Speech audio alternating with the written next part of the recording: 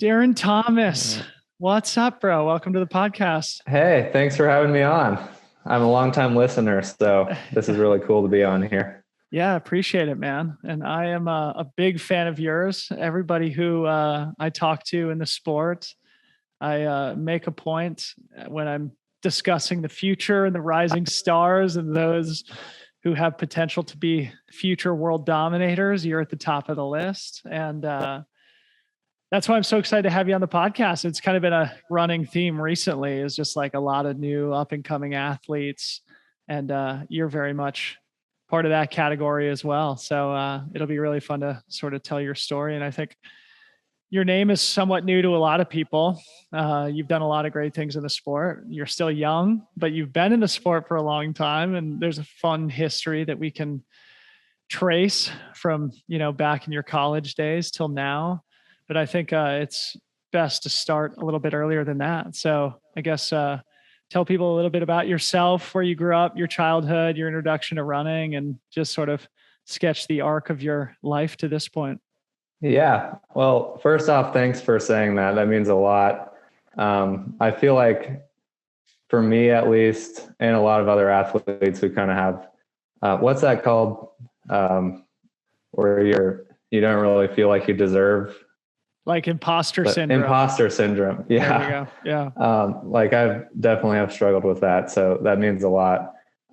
So yeah, let's get into it. I started running when I was a little kid in like elementary school, kind of for other sports, for soccer, for basketball, for baseball. Not a lot of running in that, but I lucked out. I mean, I grew up in Colorado Springs, which is like a mecca for running. Right next to a lot of trails. And my elementary school PE teacher, she was in the Olympics for the marathon for Australia. So she had us run a lot, and I kind of fell into it right away. That was amazing. Like it gave me something, when you're a little kid and you just want to have something and try to be like better than the other kids. Yeah. So that's how I got started, and just cross country track, the normal kind of trajectory. My parents did a lot of hiking, backpacking, that kind of thing. So it was more like starting on trails right away and being out in the nature in Colorado in the mountains. Did a lot of 14er hiking and that kind of thing. So talk about that. Your parents instilled that love of the outdoors in you? Yeah, for sure.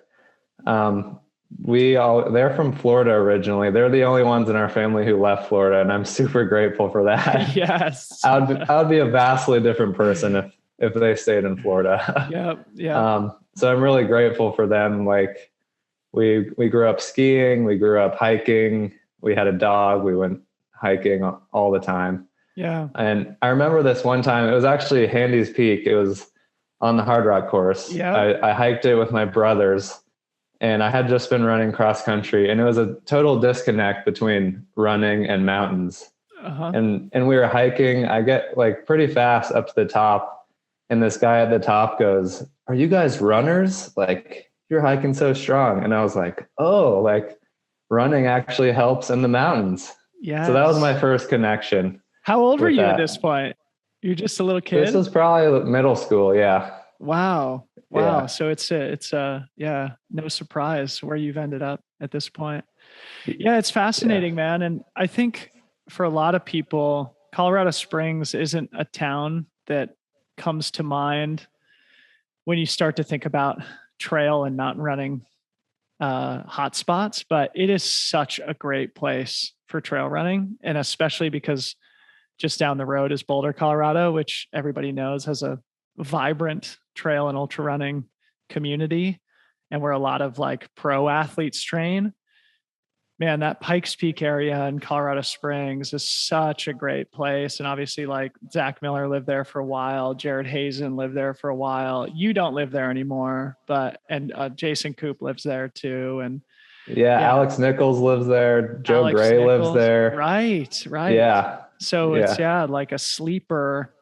Yeah, just a community of great runners who are either from there like yourself or who have made it their training grounds recently. And you've had a long history also with the Pikes Peak Marathon and Ascent, and just sort of like digging through your history in the sport, it seems like you did the Ascent for the first time when you were 16 years old. So is that part of your initial evolution? Like how did that end up and on your radar at that age? Was it your parents who sort of introduced you to the event? And sort of sketch how that race has been so important in your development as an athlete. Yeah. We used to go volunteer up at Bob's Road. It's like the one before bar camp. So we used to volunteer every year for the marathon. And then my mom did the Ascent one year, and it was a crazy weather year. Like they had to turn around at A-frame. So she ended up doing pretty much the whole marathon, but she never finished the Ascent.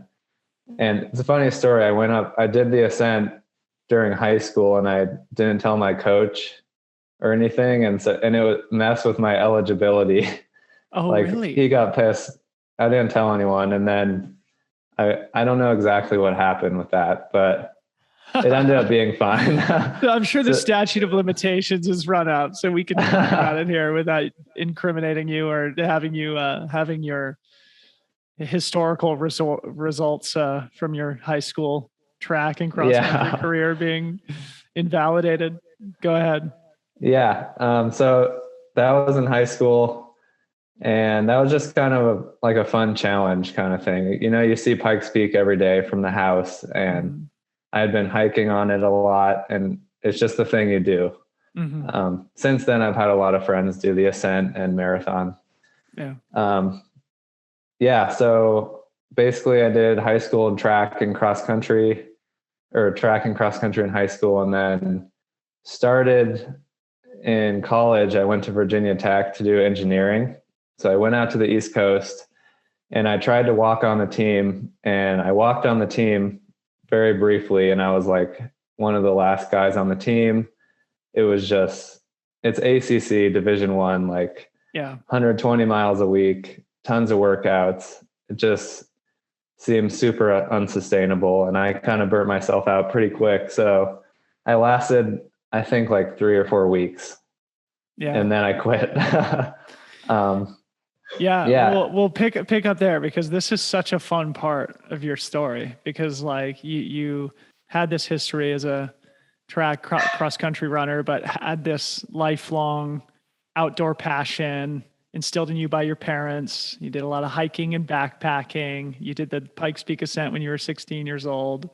So pick up there. What happened at Virginia Tech? Because it's such a fun, I think, part of your story and very unique. So like I said, I quit, and then basically quit running for a whole year and just did the college thing. Met some people on the triathlon club, did a couple of triathlons, and then some of the people on that club actually started a trail and ultra running club at Virginia Tech. And it's one of our mutual friends, Rudy. Yes. He was the head of that along with a couple other guys. So started just doing that. The Appalachian Trail was right next to campus.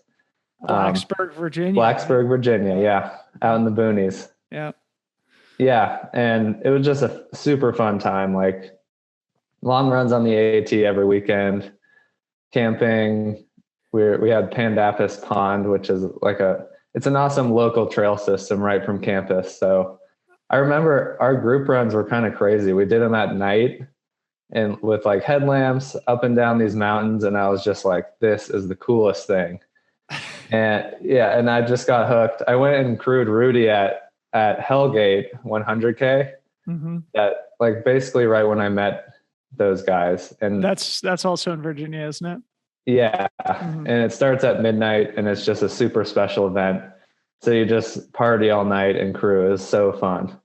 So I just fell into it. Yeah. So like what disillusioned you so much from the Division I athletics, and sort of what did you find as part of this trail and ultra team that spoke to you so much? Ooh, good question. Well, first I started getting injured because I was really grateful. My high school coach, we only ran like 40, 50 miles a week. And he really instilled like the love of running into us. We had awesome places to run.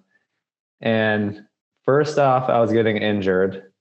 Second off, we were running basically just flat on the road, on the bike path while we're looking at mountains.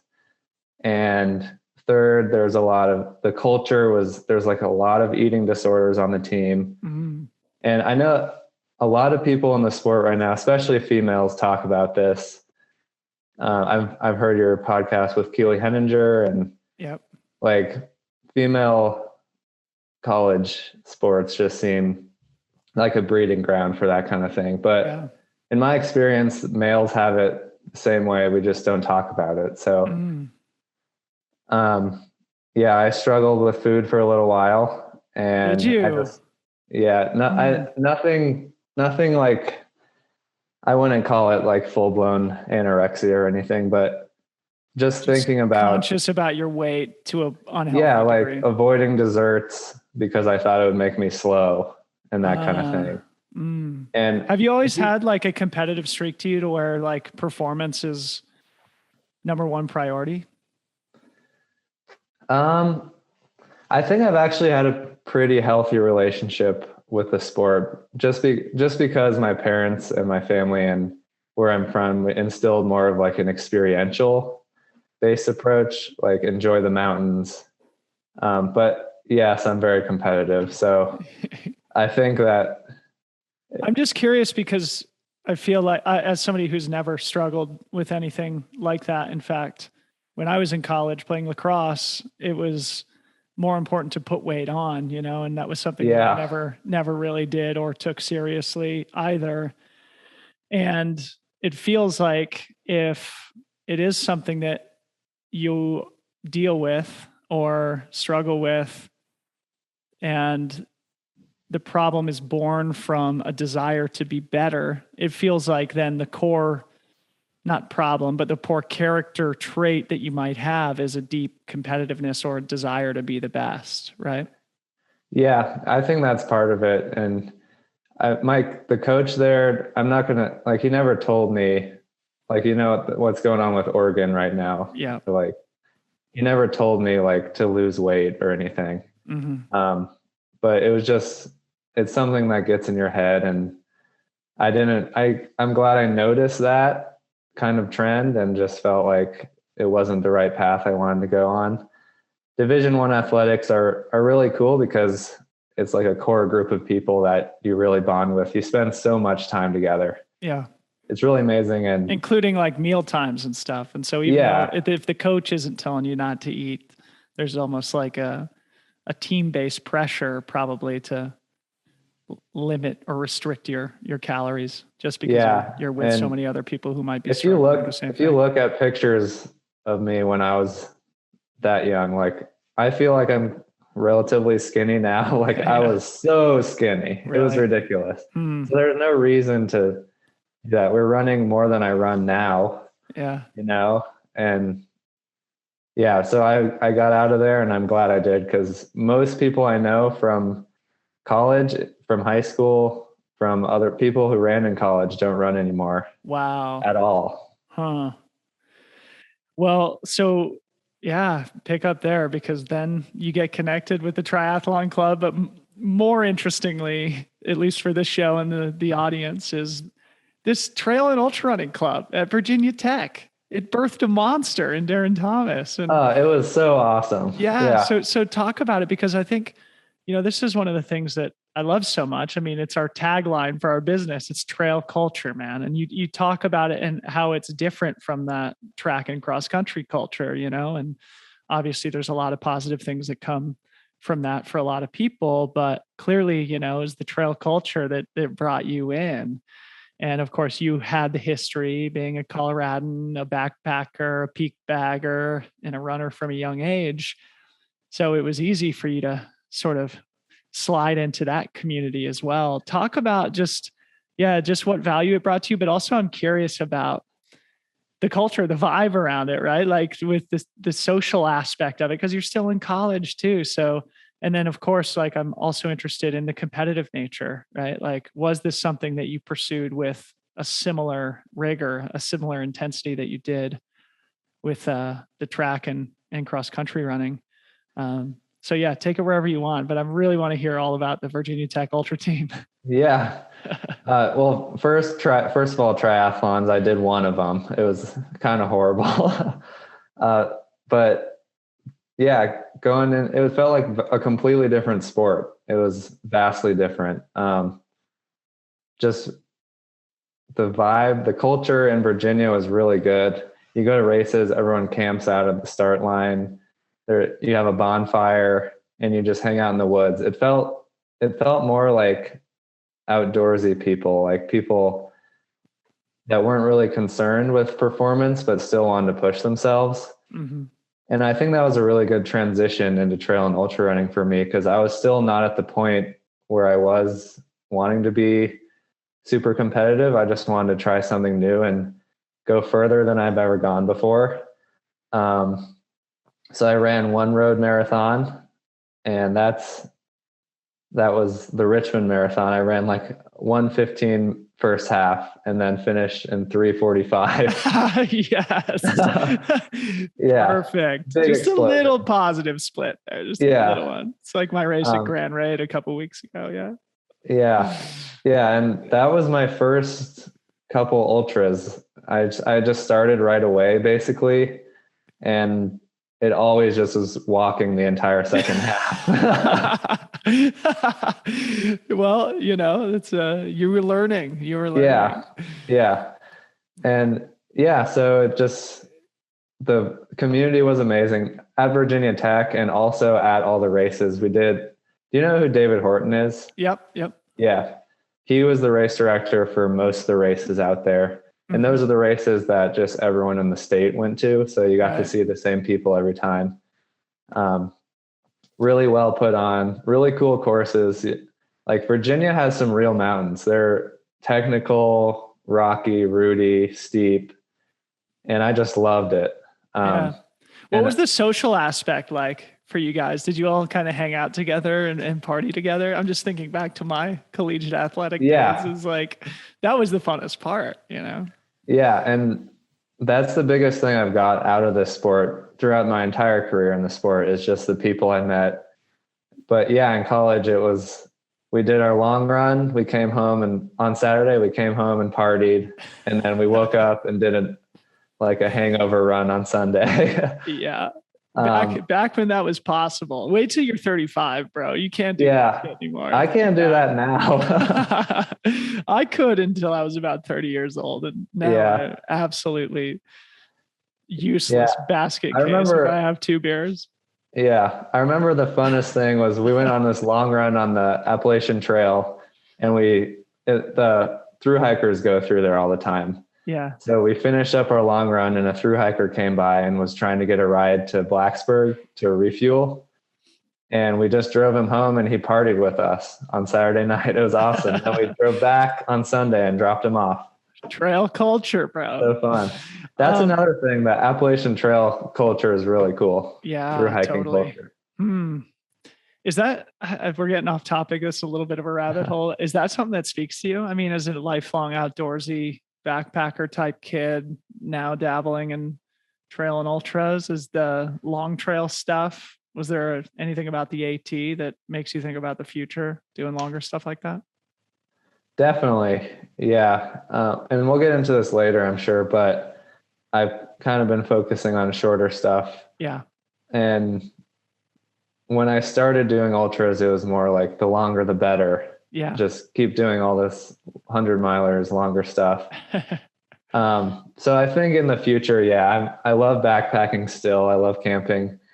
And now I live in Reno, which is right close to the PCT. I didn't get a chance to see, what's his name? The guy who's up there. Olsen. Yeah, Tim. The Mirage. I didn't get a chance to see him out there, but I was following along, and that's just amazing. So cool, right? So cool. Cool. Well, yeah, I do want to talk all about sort of your career arc and the present and the future. So we'll save that for a little bit later. But I think just to kind of bring things full circle about you on a personal level, tell people about what you do now. You just mentioned you live in Reno. You're in grad school there. So just talk about that part of your life a little bit so we can get a better understanding. Yeah. So I mentioned I went to Virginia Tech for engineering, and I ended up dropping out of engineering and doing geology and chemistry. It's just more interesting to me. So, and my family is super scientific, my dad's an engineer. So that's just something that was kind of not pushed on me, but it's something that my brothers and I are interested in as well. So then I moved to Steamboat Springs for 3 years. I worked at a geochemistry laboratory, and then left that and just bounced around. I moved to San Diego for a few months, just worked random jobs, moved back to Colorado Springs, worked as a park ranger for a while. And then most recently just moved to Reno, Nevada, and I'm getting my master's degree at University of Nevada, Reno in hydrogeology. And so what's the focus? I mean, what's the long-term sort of thought behind this master's degree? Good question. I get that all the time. It's just something I'm interested in.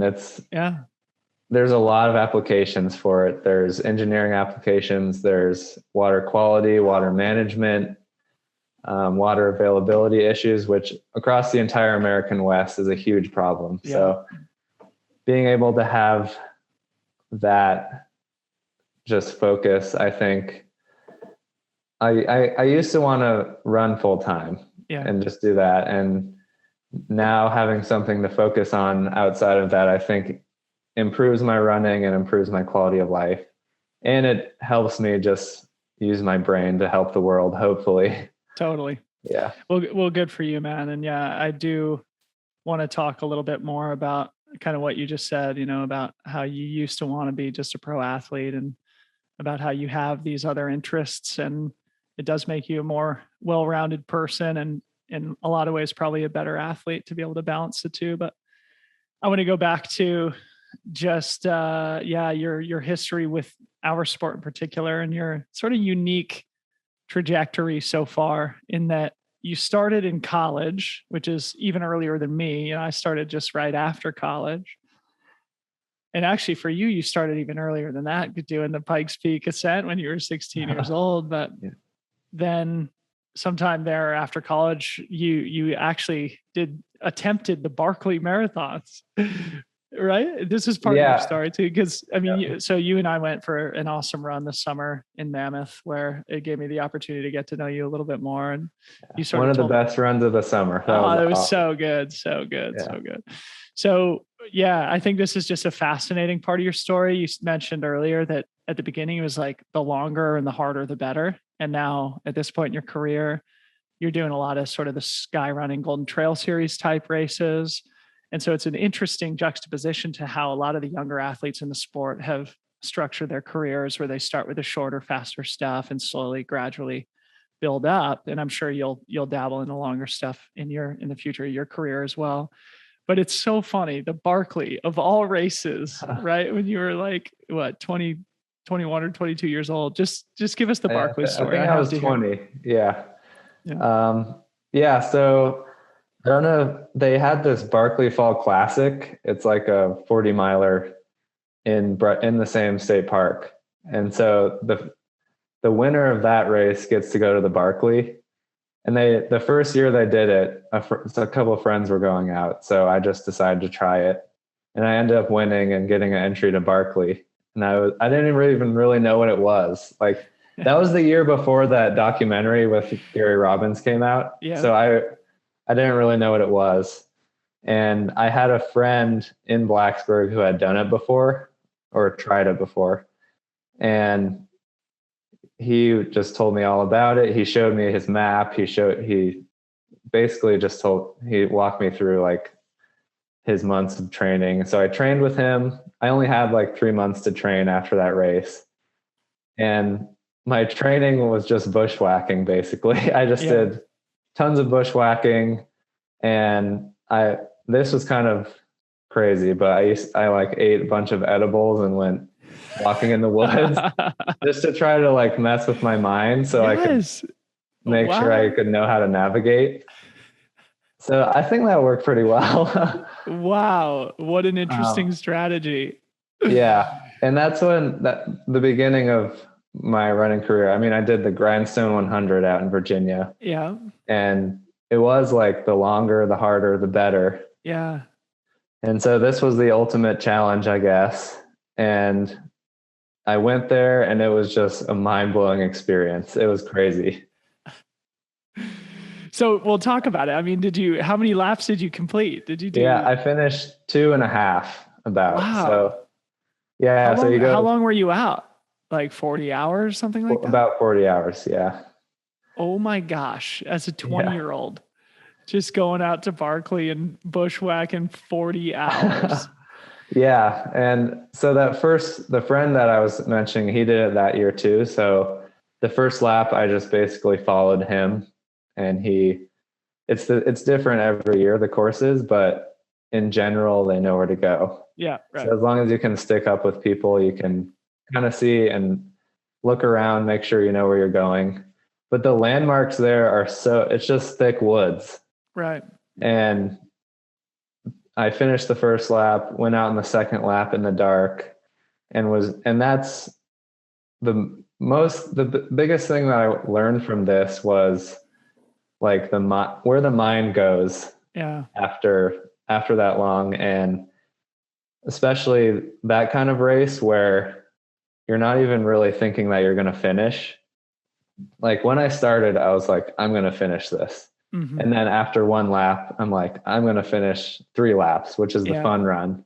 Yeah. And then on the second lap, it was basically, all right, I'm going to go intentionally as slow as I can so that I'll get timed out and not actually quit, you know? Yeah. So kind of making excuses for yourself. Sure. Yeah. And your mind just does that to kind of protect yourself. Yeah.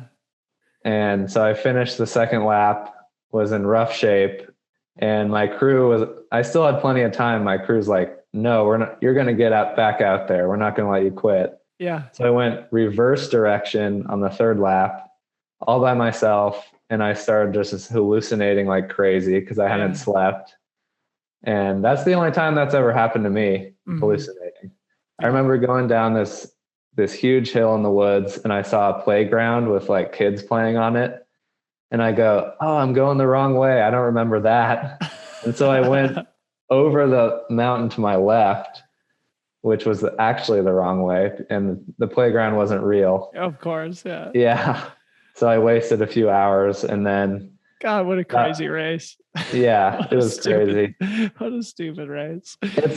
So how did that influence the sort of development trajectory of your career as an athlete? Was it something that inspired you, or was it something that was like a little bit traumatizing? It definitely inspired me. I think it just gave me a window into how many different types of running there is in this sport, which is still something I love about it. Like if you get bored of running 100-milers, you can run really fast for half marathon in the mountains, and vice versa. Yeah. What a great point, man. One of the things that's just popping into my head that might be an interesting thread for conversation is your engineering brain and history, and that sort of maybe genetic influence that it has. And the Barkley, right, is like the guys who are drawn to that race, and girls in a lot of cases. When you think of like Jared Campbell and John Kelly and Brett Maughan, all of whom are finishers, and Jared and Brett, multi-time finishers. They're all like engineers, mathematicians, sort of like. They're all huge nerds. I think besides Nick Holland, I think everyone who's finished has an advanced degree. Really? Yeah. Wow. Yeah, I knew there was like some theme there, and I think it's fascinating. Do you think that's part of the reason why you were drawn to it at such a young age? Yeah, definitely. Just like the math problem that it presents, and the super complex jigsaw puzzle it is to put it together. Yeah, because it's not just put your head down and follow the flags. Yeah. It's navigating, knowing how to read a compass, knowing how to eat, drink, sleep when you need to, all that kind of stuff combined. And It sounds like you have plenty of time to finish each lap, but the laps are so slow that you have to be really efficient. Yeah. And it was a really big puzzle piece. Wow. That's what I like about running in general, because I still think most races are like that. Yeah, totally. Totally. So then after the Barkley, again, just like having looked and through like all your results and things like that, you did Run Rabbit Run, and it looks like that one was one of those walk the second half Pretty type bad. races Pretty as bad. well. That was back in 2017. And since then, you've mostly been focusing 50 miles and under with a ton of success. So maybe talk a little bit about how that the progression of your career, like, was it a conscious thought in your brain of like, maybe I should move away from the deep end of the pool where you started your career with the Grindstone and Barkley and Run Rabbit Run, and focus more on shorter, faster stuff? Talk about that transition and whether or not, and the thought process behind it. Yeah. Well, like I said, it was kind of just 100-miler is the thing you have to do. That's every year. Most people I knew are like, your goal race is 100-mile, and then you do all these shorter races to prepare for it. Yeah. And so I did that for a while. I was living in Steamboat, did Run Rabbit Run, and that just ruined it for me. Mm-hmm. I walked the last 60 miles. I finished with like blistered sunburns. I couldn't run. I walked through the finishing chute. I couldn't even run the last like 50 meters. How embarrassing. Yeah. Everyone's like, I don't know if you've ever been there, but you can see people coming. I've done that race back in 2012. Yeah. You can see people coming for a while. And I was just walking, and they're like, come on, run. And I just couldn't do it. And I couldn't eat. I was throwing up. Like, I just felt like, oh my God, this is super unhealthy. Yeah. And then it took me a solid 2 months to feel normal again. Uh-huh. And I like racing a lot. I like going to different places, and it just seems like focusing on that one big race each year, especially if it probably won't go well, seemed like kind of a waste of time. Yeah. And I just had been doing better in the shorter races leading up to it. So I just started doing that, and it's been great. Yeah. Yeah. Yeah. It's so funny. Just like the opposite strategy of what most people take. And it's an awesome story. The fact that you tried Barkley when you're 20 years old, and to see your sort of personal history going back to when you were a kid in Colorado Springs, and then now to see you absolutely smashing it in the, shorter distance races, but, recently up to 50 miles, it seems like is sort of where you've been capping it in the last couple of years. And, where your talent really, I think, became really clear to me was at TNF 50 in 2019, the North Face 50 Mile Championship. Rest in peace, one of the greatest races ever, which no longer exists. And you and I ran it the same year, 2019, and you finished second place. You nearly won the damn race. If it was a mile or two longer, you probably would have. And you and I knew each other loosely beforehand, but your result there was really when the light bulb went off in my head of like, dude, this kid's got talent. And especially because you absolutely blew past me on the climb up the Dipsy around mile 30 or so. And admittedly, I had a terrible race, but you looked so freaking strong. And I think that's probably where, for the diehard fans, like for people who really pay attention to sport, that's probably where you landed on most people's radar. So maybe just talk a little bit about how that race has impacted your career and your feeling of your own abilities within the sport. Yeah, that was definitely a breakthrough race. And that was the year after Run Rabbit Run. So that was when I started cutting it down and getting faster again. And I had actually in Steamboat after Run Rabbit Run, the year after, I had appendicitis and my appendix ruptured. I was in the hospital for a few weeks, came out, started running a bunch, trying to get ready for a Pikes Peak Marathon that year, and ended up with a stress fracture in my hip just because I just came from like sitting in a bed for 3 weeks and then trying to crush it. Yeah. And so I had like 3 months of just biking and then 3 months of training for the North Face. And I did a couple of 50Ks to get ready for that. And at that time I was still at the lab. I didn't have a sponsor, or I was like a Solomon ambassador or something. Mm-hmm. And I did that race, and that was the first time that I felt like, oh shit, like I could actually be really good at this. Yeah. At this kind of thing. Like I ran a ton of local races and done well in specific races that I have done a bunch of times, but that was the first time that kind of gave me confidence moving forward. Yeah. So, and I guess one of the other things is just popping into my head is like your natural ability as a climber. Like you are a freaking great climber. And I guess we'll get to this in a little bit, but you just absolutely smashed the VK at Broken Arrow. And, at Pikes Peak Marathon, I know a couple of times at least you've been the first to the top. And you're a fantastic climber. So, I mean, maybe talk a little bit about your strengths and weaknesses as you see them now. And if there's anything specific that you think you've done to contribute to your climbing ability specifically.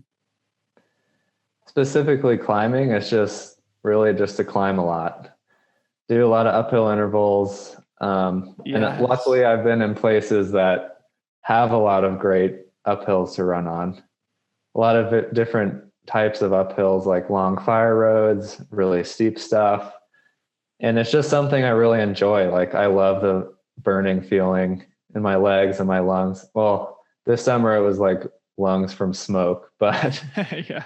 Uphill running just feels good to me. Yeah. And it just comes naturally. I don't know. Yeah. Yeah. Yeah. Well, I was just trying to get a few pointers from you, but yeah, I mean, I totally agree. I mean, that's such a critical piece of a runner's toolkit, and trail and ultra is just pure climbing ability. And as you said, it is very simple. You just have to run up hills, and often run up hills really hard. And actually that was a turning point, pivotal part of my career is when I started doing uphill intervals on a regular basis under the leadership of Jason Koop, who prescribes those all the time, and a lot of VO2 max type intervals, a lot of more tempo type intervals between 10 and 15 minutes. And then, you just not only get a lot fitter, but the specific application for a race context when you're going uphill, it's just like so valuable. And I think it's a big reason why you've been so successful. Yeah, most races I do, well, I just focus on hilly races, mountainous races, but I just like training that way. And most of my workouts are uphill because you can get your heart rate way up, really good workout without that much impact. Yep. 100%. Yeah. Well said. Yeah. And I think my weakness right now is flat kind of marathon, kind of just sustained flat running. Mm-hmm. And that's just because most of my workouts are uphill. Yeah. So it's a give and take, you just gotta make sacrifices. So, back to TNF 50, you said that you were kind of a Solomon ambassador at that point. And I'm sure then after that result, they said, we should probably enhance our support level of this kid. So, I mean, is that true? Was that the point where you sort of signed on in a more official capacity with Solomon? Yep. That was, what was that, 2018? That was 19, I 2019. think. Yeah. Yeah, you're right. Yeah, it was 19. So, yeah. So 2020 is when I got signed on. Yeah. Cool.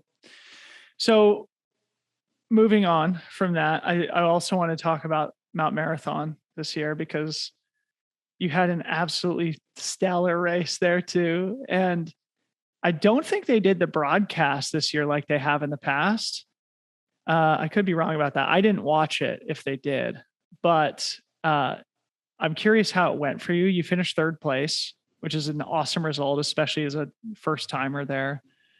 And again, just going back to this theme of like you doing the Barkley when you were 20 and then now doing Mount Marathon when you're 27 or whatever. And Mount Marathon, of course, is like a 5K race. And so it's like the shortest possible mountain race. And you smashed it. So tell the story about that race and maybe whatever you learned from it. Yeah. First off, you got to go to that race. It's so awesome. It's so fun. It has this whole culture around it. And that's the first time I've been up to Alaska at all. Mm-hmm. I've always wanted to go to Alaska. So it was just kind of weird flying up there for a 5K. Yeah. But I got to spend like 10 days and did a bunch of other stuff. Yeah. It was amazing. Like Ricky Gates, I think, said that race ruined all other races for him because it was just the best kind of race. He put it on the map. He really did. Mm-hmm. Yeah. Killian and Emily Forsberg. And got Max King involved, who's won the race. And I think Solomon's now a sponsor of the race itself now, right? Yeah. And that's how I got a spot because it's really hard to get in. Mm-hmm. You have to apply. It's like a lottery. It's like Western States kind of. Mm-hmm. And you're right. They didn't have the broadcast this year. I think Run Steep, Get High made a film for it, but it wasn't live. I'm going to watch that as soon as we're done talking. Yeah. The broadcast, I guess, just to interrupt you a little bit, the broadcast they usually do, the race is usually on July 4th in Seward, Alaska, for those who don't know.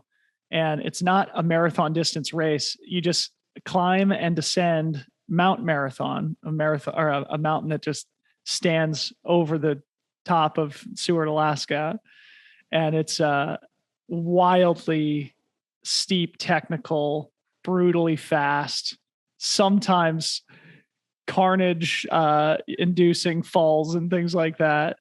So just with that context of how crazy the race is, what was your experience like there? And like what'd you learn from it? And I mean, is it something that you plan to sort of build into your calendar often? Yeah. So it's 3,000 feet up in a mile and a half, 3,000 feet down. And the first half mile's on the road. So it's basically 3,000 feet in a mile. And yeah, it was nuts. And it's crazy. It's like way steeper than the incline in your hometown in Colorado Springs. It's crazy. Yeah. And this year was super muddy too, the first half of the uphill. So you're climbing up, grabbing onto like briars, pulling yourself up because it's so muddy. And I basically just started as hard as I could because it's a 5K and it typically takes people, the winner, like 45 minutes or so. And so I climbed really well. David Norris beat me to the top. He's the course record holder. He's basically unbeatable at that. He's an Alaskan. Yeah. And he was like part of the, I think, U.S. national cross country team, or at least part of their development program. He's a Nordic skier. So he's got that crazy engine, but he's also got the local spirit in him. And what a beast that dude is. So he beat you to the top too, because again, you're like this phenom of a climber too. So were you close to him, or did he have a gap? Yeah, I think I was probably about 45 seconds, which seems close, but it's a big gap in that race. Mm-hmm. And I don't think I did enough specific training for that kind of thing because it's hard. I don't have anything like that, 3,000 feet in a mile. You can kind of train on the uphill, just working on power hiking, which most of it is power hiking. Yeah. But the downhill was completely new territory for me. So 2 days before the race, I was lucky I did the course to see it. And that's definitely something that I'd recommend if anyone does that race because it saves a lot of time to know where to go and it's not marked or anything. So the downhill, I thought I did pretty good. I felt pretty good on the downhill, but these Alaskan guys, like I don't know if you've seen videos. It's like a scree Oh shoot yeah. for a while. Yeah, Yeah. I've just seen the videos. Yeah. I mean, like I said, I watch the broadcast usually every Yeah. year, Yeah. and it's just wild. It's like scary. In fact, David Norris, it was just probably 4 or 5 years ago now. I was watching the broadcast with Harmony, and this is back when we were in Colorado. And David Norris, in the lead of the race, took just a disgusting fall, like a violent fall that looked insanely painful. Like it's not something you could just get up and keep running afterwards. And actually Ricky But he Gates one did, year. right? Yeah. Oh yeah. He won Just the race. gotta, He won the race yeah. after a fall that would have put me in the hospital 100%. And it reminds me also a few years before that, Ricky Gates fell. I think he finished third place in this race, but he fell not far from the finish and dislocated his shoulder. And it's on video. You see Oh Ricky yeah. Gates take a hard fall, land on his shoulder, get up, put his shoulder back in its socket and keep going. So it's just like the wildest race ever. Yeah. Everyone up there is so tough. Yeah. Like I got passed by, I think 3 people on the lower half of the downhill where it goes into this canyon thing, and it had been raining. So there was little waterfalls. Uh-huh. And these guys are like jumping off the waterfalls and falling all over the place and just getting up. And I felt like I ran strong on the downhill, but I got passed by 3 people and then had to pass 2 of them on the road at On the end. road. Huh. Yeah, So is this a race that you feel like you want to go back to? for sure. Yeah. Yeah. Cool. Yeah. We'll have to see if it fits in the schedule the next few years, but yeah.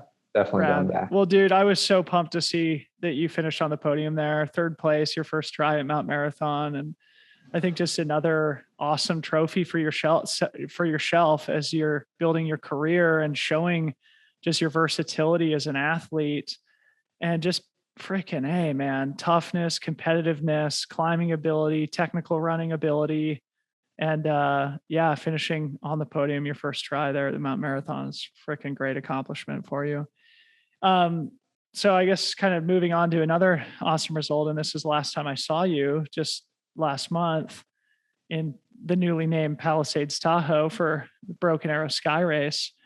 Again, man, so freaking impressed by you there. And I just want to kind of like open it up. I mean, you raced both the vertical K and the 26K, and you won the VK and finished second in the 26K behind Joe Gray, an absolute legend in the sport.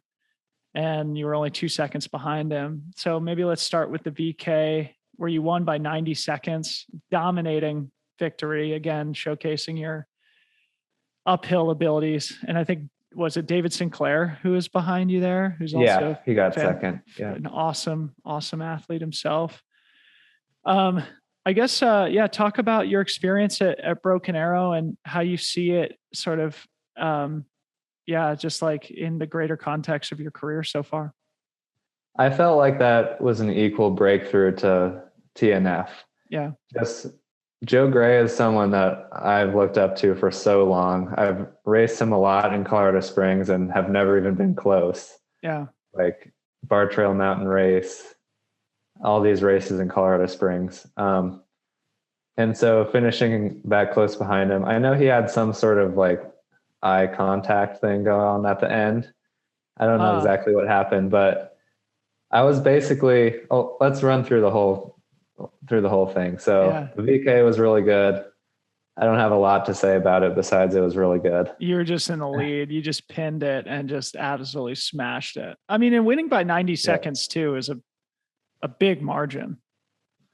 Yeah. And that was just, I mean, I almost blacked out at the top there. Like I finished, Peter Maximow put a camera on my face and he asked me something and all I heard was like, blah, blah, blah, blah, blah. Just too red line to understand words.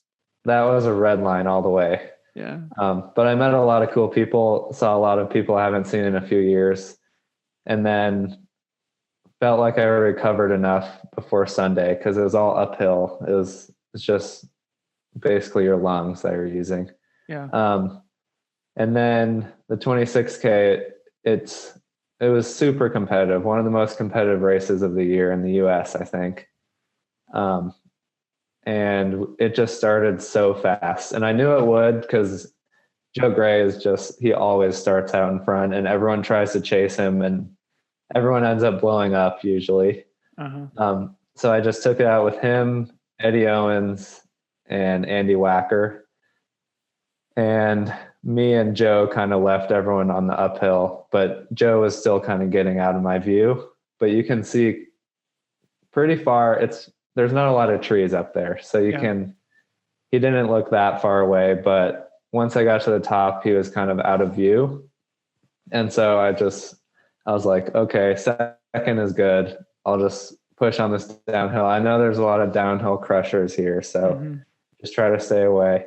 And then from the top there, it goes on this dirt road that is extremely fast. Screaming fast. So fast. On the broadcast, it was like you guys looked like you were moving on that section. Yeah, if you look at my Strava, I think it's like we were running like a 4:30 pace down that hill.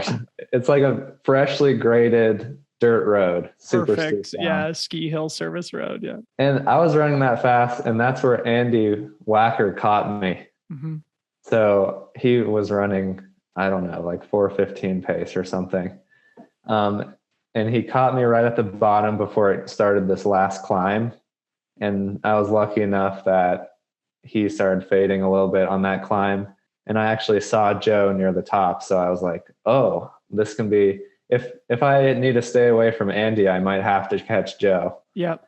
So it was a combination of running scared from behind and also trying to catch Joe. So the last downhill is pretty technical, but really switchbacky. And so I could see Joe the whole time, but I couldn't really tell how close he was because of all the switchbacks. Yeah. And then we popped out on the road about half a mile from the finish, and he was right there. Yeah. And first of all, that broadcast that you guys did was awesome. Yeah. And Corinne, it was amazing. Dude, it was so fun. I think that's going to be hopefully like the next thing that this sport is going to have. Kind of thing. If I have anything to say about it, it's exactly what it's going to be. Yeah. And I was just redlining it down the hill to try to catch him. And the energy at the finish was amazing. That was going through my head for the whole week afterwards. Everyone was screaming like, let's go, let's go. And he was looking behind him, and I was just like blood in my eyes, blood in my mouth. And I finished, he broke the tape like right in front of me. Yeah. And I don't regret, or I don't like feel like I had a bad race because I didn't win or anything. It was oh my God, you smashed it. It was the fastest I could have ran. And I felt so proud. Dude, and it was like literally a photo finish nearly. I mean, you were 2 seconds behind him. And for those who haven't watched the live stream, maybe I'll put a link in the show notes here for this episode. But so entertaining. And we couldn't really tell. Fun. We couldn't really tell how close you guys were until like the bitter end too. And again, just like such a great performance. Joe Gray, again, probably the best American mountain runner legend of all time, aside from Matt Carpenter, another Colorado Springs guy. Yeah, that's right. Yeah. And do you feel that the VK and potential fatigue that may have come from running that on Friday held you back at all, or did you feel on top of your game on Sunday too? Because I should say that Joe Gray did not run the VK. I think Andy did Andy Wacker run the VK? And he did. He had a pretty rough time because him and Joe, they both raced the USATF half marathon championship the weekend before. Yeah. Andy had a pretty rough time on the VK, but he had a really good day on Sunday as well. Yeah. So if you would have done it over again, would you have, not done the VK and focus on the 26K? In other words, I think I would do both. Huh. Good. Yeah. I don't think I felt fine the next day. I felt strong going into it. So yeah. Awesome, man. Well, I guess we're sort of just banging through things chronologically here, but I want to just like briefly touch on the Azores race too, before we kind of start talking about the future and wrapping up. But so explain this. I mean, so is the Golden Trail Series national final on the Azores, an island archipelago. It's a Portuguese territory, I believe. Fantastic. It looks like a beautiful place. And a 3-day stage race where you made us all very proud and you won the damn race. I guess talk about, just like that as sort of a capstone to your season, and again, how it makes you feel about your position within the sport.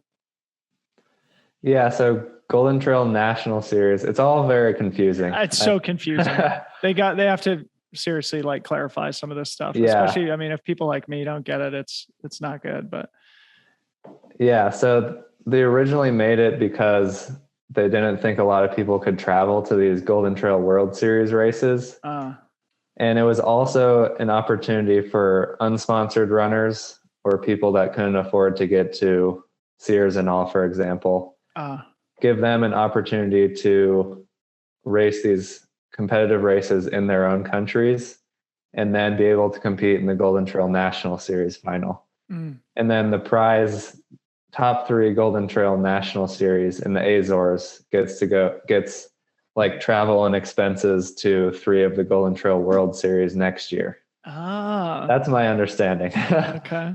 Yeah. And I think they're doing the same thing next year. It just needs to be clarified a little bit. Yeah.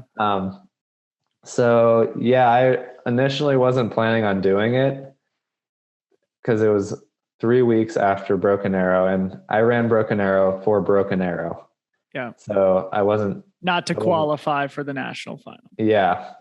But I ended up winning the national series because Pikes Peak and Broken Arrow were the only ones in the series. I think David Sinclair got second, and then Kieran Ney got third. Okay. So me and Kieran and Janelle Links were the only Americans to go out there. She's the one who won the Broken Arrow 26K. Yeah, she's a beast too. I want to get her on the show as well. Oh, she's like really cool person too. Cool. Yeah. So flew out there, and I was initially not going to go because right now is a really busy time in the semester, and I didn't have a lot of time to do that. Yeah. But I was able to get some stuff done ahead of time and flew out there basically the day before the race. And the first day, I really struggled with the time change. Like, this is my first time in Europe. I'd never been to Europe. Really? Yeah. So I got there and like went to bed and slept for 2 hours because my body thought it was a nap. Yeah. And then just tossed and turned all night, and then had one day before the first stage. So that was a thing I learned. Like, I learned a lot from this trip. So the first stage, it's on 3 different islands. So the first island was Pico Island, which is Mount Pico. It's the highest point in Portugal, actually. And it's started from 0 and went up to 8,000 feet. So just huge climb. Rad. Yeah. It's like a Pikes Peak, except we were basically running flat through these vineyards and then up through this like super muddy, rocky cow pasture kind of thing. Yeah. And then it was fast on dirt roads again. And then the last 3K, I think, gained 3,000 feet. Wow. On this volcanic rock, just straight up. So I was able to win that one the first day. It's a pure uphill stage? Pure uphill. Cool. Yep. Mm-hmm. But then you finish at the top and you had to hike back down like an hour to get down to where you can get a ride. Yeah. So I've talked about this beforehand. Like, my plan was just to try to get a lead and then play defense the next couple of days. And that's basically what happened. I had a 3-minute lead over Juan Carlos Correa. He's a Mexican runner who's just amazing, super underrated. Mm-hmm. And then obviously a bunch of other super fast guys. Met a lot of friends there. And then in between each day, it was just focusing hard on recovery, eating as much as I could, doing foam rolling, and my fiance actually flew out with me, so I was super grateful. She massaged me every day afterwards. It was amazing. It's so good. Yeah, and every day was just as hard as I could, basically. Yeah. It was, and people there they don't slow down when they're tired. Yeah. So the second day was net downhill, but still had a ton of climbing. Finished, I think, 4th or 5th that day, but only lost about 30 seconds. So still in the overall lead. Yep. And then the last day, I just was sitting right behind the leaders, or the guys who were right behind me in the overall ranking, just making sure they didn't get away. And then 2.5 minutes on you. Yeah. Yeah. And that day was hot, a lot of climbing, a lot of mud, a lot of vert, a lot of technical downhills. And Juan Carlos Correa, actually, we got to this part, it was a flat trail through the jungle kind of, and there's this tunnel, and we get in there and it's pitch dark.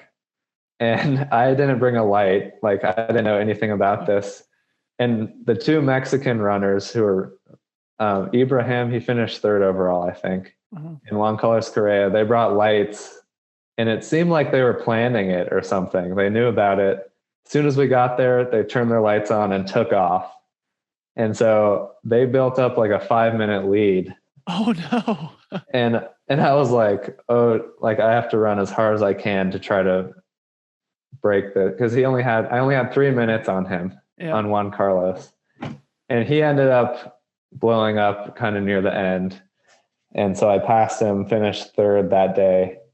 And I think won by 4 minutes over this 21-year-old kid from Spain. He's I think Daniel Fernandez.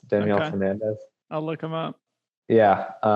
And it was just an amazing experience. A lot of really hard running. And then I hopped on a plane right after I finished to come back, which was the hardest part for sure. Yeah, brutal, man. Well, congratulations, dude. I mean, again, it's just like you're really coming into your own as an athlete. And I think the obvious next step for you sort of after sort of the TNF and the Mount Marathon and the Broken Arrow is to like get some experience racing in Europe. And usually, you know, you have a harder time making that transition, or at least a lot of the American athletes have. And you went over there and you won the damn race and brought the title home to the USA, as did Janelle Links, I believe, right? Who we just mentioned, winning the women's race. So, and you also mentioned in your Instagram post afterwards that you were sort of hoping to do a lot more racing in Europe, specifically in the Alps, which of course leads us into this discussion about the future for you. What did you mean by that specifically? What are you thinking about for next year? Are you going to take this support from your main sponsor, Solomon, to go take part in the Golden Trail World Series next year? Yeah, I've been wanting to run those races for a long time, regardless of their Golden Trail Series status. Like Sierra Zinal is a classic, Sagama is a classic. And all those distances are just in my wheelhouse.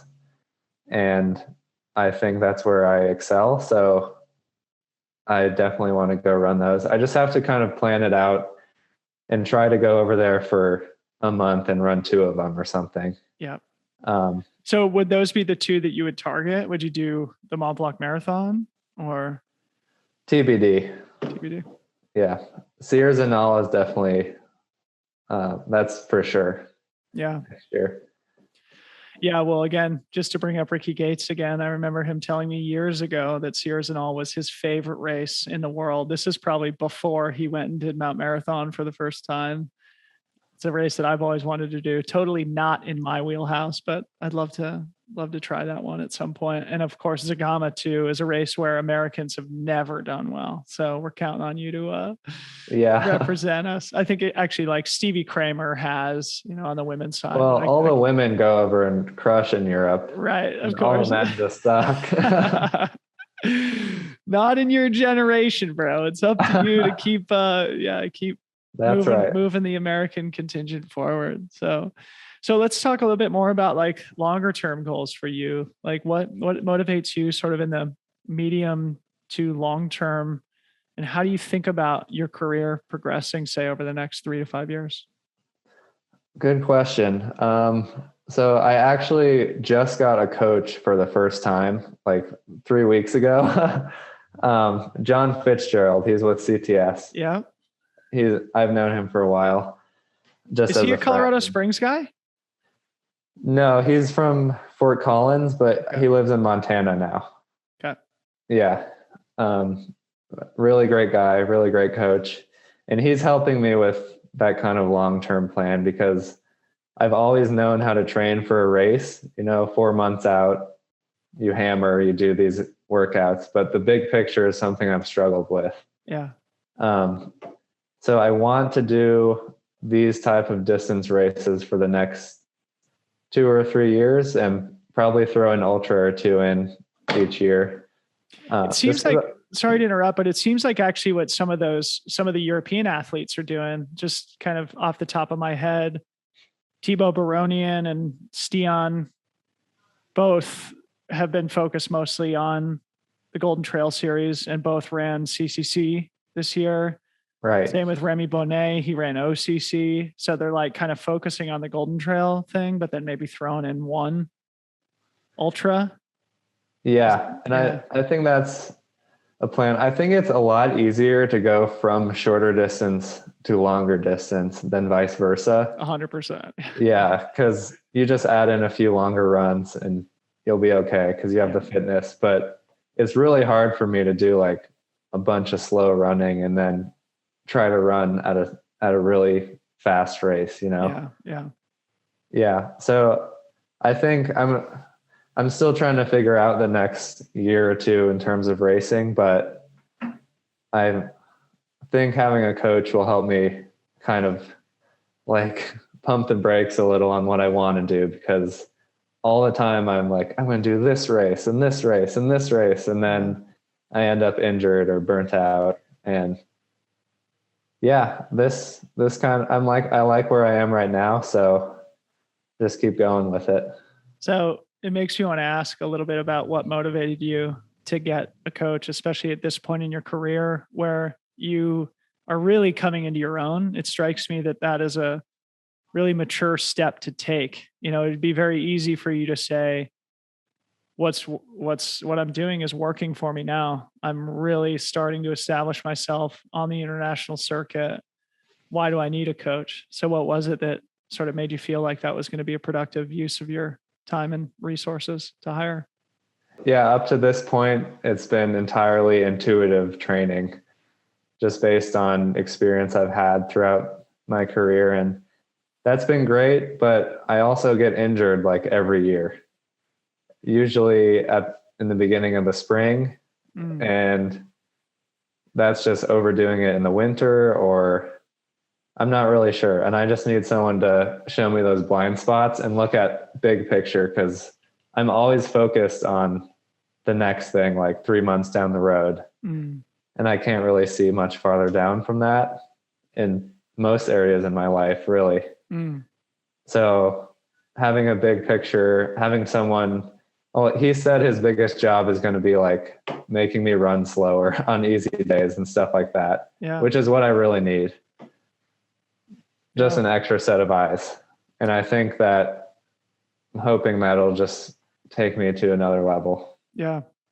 Well, if it does, we should all be frightened because, man, again, I've been, just like an increasingly big fan of yours. And I really just feel that the future is so bright. The sky is the limit, that you really do represent the future of American trail and ultra running. Do you feel that, potentially, are you motivated still by like the 100 milers and the Barclays and things like that? I know you said the next couple of years, at least, you're going to focus on what feels more in your wheelhouse, but I'd love to know sort of where your long-term motivation is. Yeah. Every time I go to a 100 miler, I'm like, yeah, I'm going to go do this again. Like Western States this last year, I paced Kyle Pitari. Yeah. Another person who I look up to a lot. Yeah. He did really well. He got 7th, I think. Yeah.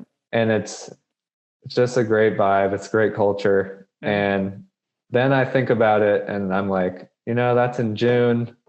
My summer will be ruined after that. Yeah. And I think I'm just not that great at that. Uh-huh. That's TBD. I haven't done one in a long time. I'm going to do 100 milers eventually again, but I think 50 miles and less is really what I like. Yeah.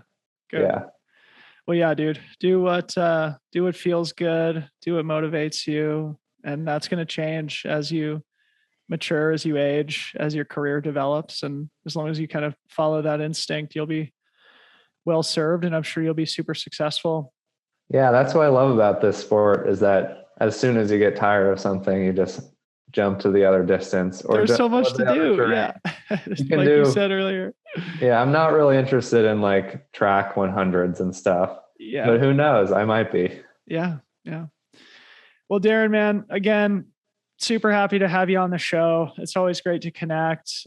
Can't wait to continue to follow your career. Good luck with school, and I hope you enjoy the rest of 2021. And can't wait to watch you do in 2022. Thank you. Yeah, looking forward to seeing you at some races too. All right, bro. Thanks so much. All right. Thanks.